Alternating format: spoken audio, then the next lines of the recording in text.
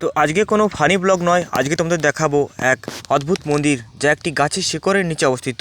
তো চলো বন্ধুরা, দেরি না করে শুরু করা যাক। তো বাইকে করে চলে যাচ্ছিলাম আমি সেই নতুন দুনিয়ার খোঁজে, এক নতুন জায়গা, এক অদ্ভুত মন্দির।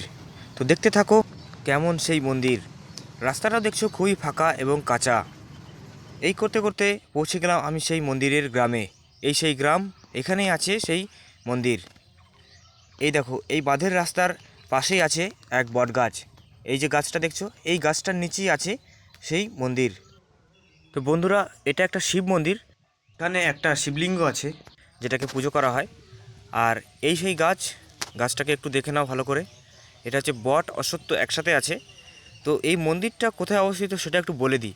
এই মন্দিরটা হচ্ছে বর্ধমান ডিস্ট্রিক্টের গলসি থানার অন্তর্গত। গ্রামটার নাম হচ্ছে বেলকাশ। এখানে আছে সেই মন্দির।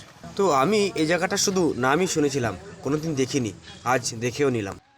আর এই দেখো, মন্দিরের ভেতর থেকে লোকজনরা বেরোচ্ছে পুজো দিয়ে, তার মানে এখানে পুজো চলছে। তো চলো দেখা যাক নিচটা। এই দেখো, ব্রাহ্মণ ঠাকুর বোধহয় পুজো করছে। তো আজকে হচ্ছে সোমবার, খুবই একটা ভালো দিন। তো ভক্তরা সব বসে আছে মন্দিরের নিচে, দেখতেই পাচ্ছ। তো দেখো, এই মন্দিরটা খুবই সুন্দর।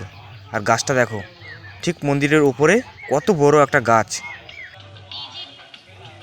এখনকার দিনে এরকম মন্দির দেখা সত্যি একটা অবিশ্বাস্যকর ব্যাপার। আর এটা হচ্ছে মন্দিরের আরচালা। আর চারিপাশটা দেখে নাও। তো চলো একটু ভেতরের দিকে যাওয়া যাক, একটু বাবার দর্শনটাও করা যাক। তো এই যে ভোলানাথের শিবলিঙ্গ, দেখতেই পাচ্ছ পুজো চলছে।